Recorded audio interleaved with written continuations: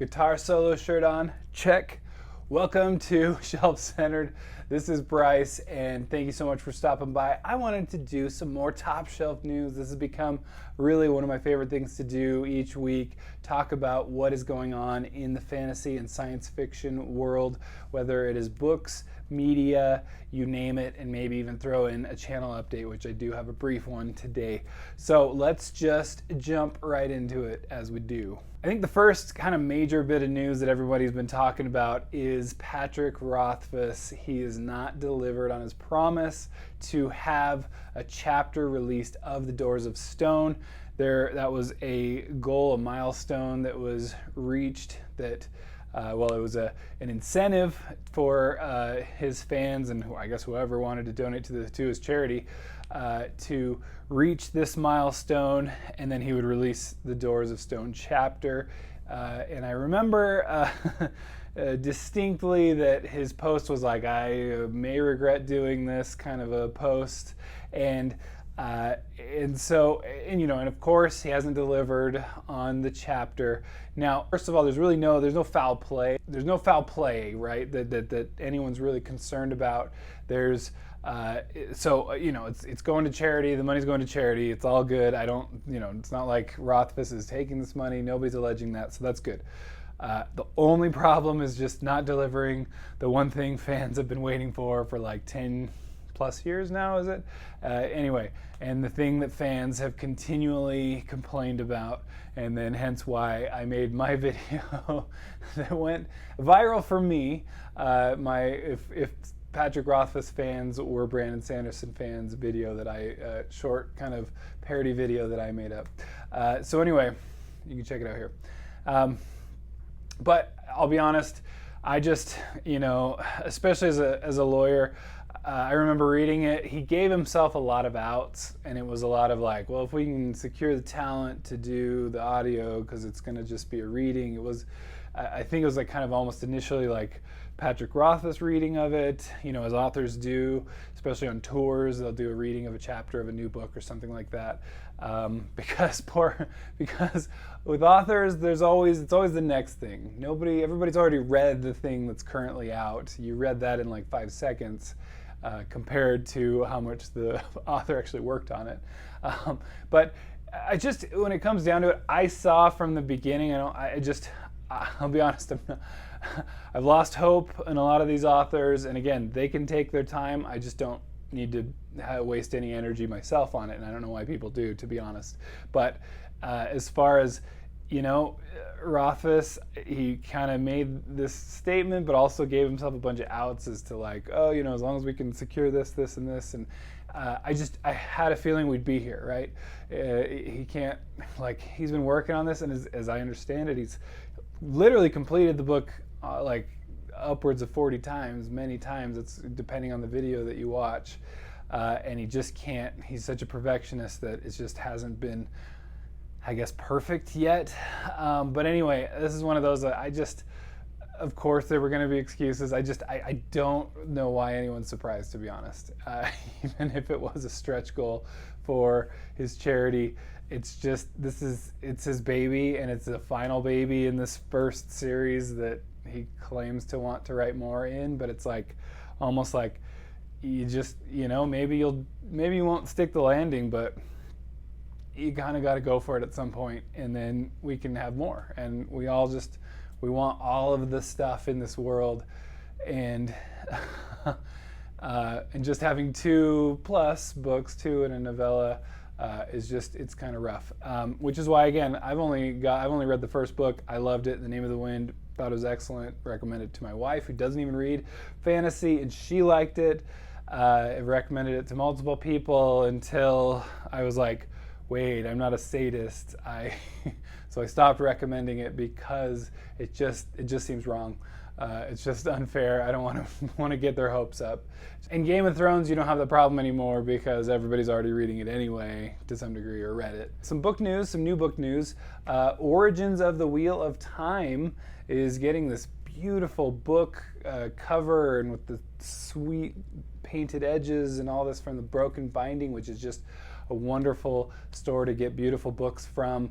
And so I highly recommend it. I'll put a link down below. By Michael Livingston. It looks interesting. And again, I've been following the Broken Binding for about a year that I've been back on Twitter, and they just have really impressed me. They're really engaging with fantasy and science fiction fans and constantly posting polls, and they're just fun to interact with, and very interactive Twitter or on Twitter, and doing a good job for the community, really. Big book news was just big book news from Brandon Sanderson. This is not a Brandon Sanderson channel or Malazan. It's pretty much just those, though.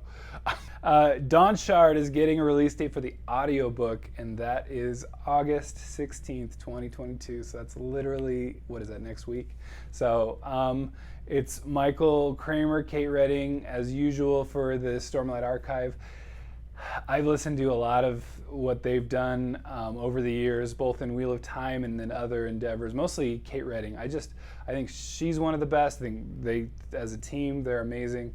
So they're wonderful, and they are the Wheel of Time for me to at least some degree. All right, a couple more pieces of book news and publication dates. We got The Sapphire Altar by David Dalglish. This is the second book after The Braided Path in the Vagrant God series. Looking like January 10th, 2023 for that book coming out. This looks cool. Just The Braided Path looks really cool. I haven't read it yet, but it looks like, to me, it just immediately screams like Segula from the Malazan Book of the Fallen. So anyway, and I'm a diehard Segula fan. Let's talk Segula if you're a fan.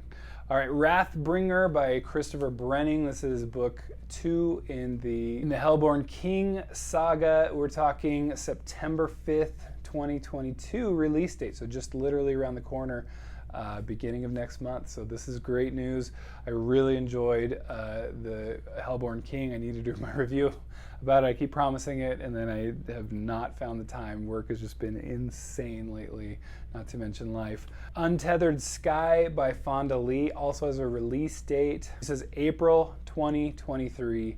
Look at that cover. I think it's a beautiful cover. This is Tor.com publishing, and this is one of those I posted in one of my news segments where I was like, she says she has lots of ideas and just needs to write them. And I was like, that's music to my ears. I love hearing that. So great. Write on, keep writing, and I will be here to read them. All right, a couple of bits of YouTube news that I just thought were really interesting. You probably already checked this one out. He actually gave me a big, huge jump right when I started, and just has been a huge I've just been a huge fan for ages, and we've been Goodreads friends for a while, and just stellar mensch of all people. And he released this great, it's like an hour-long video on his 100 book recommendations, and it's amazing. I watched the whole thing.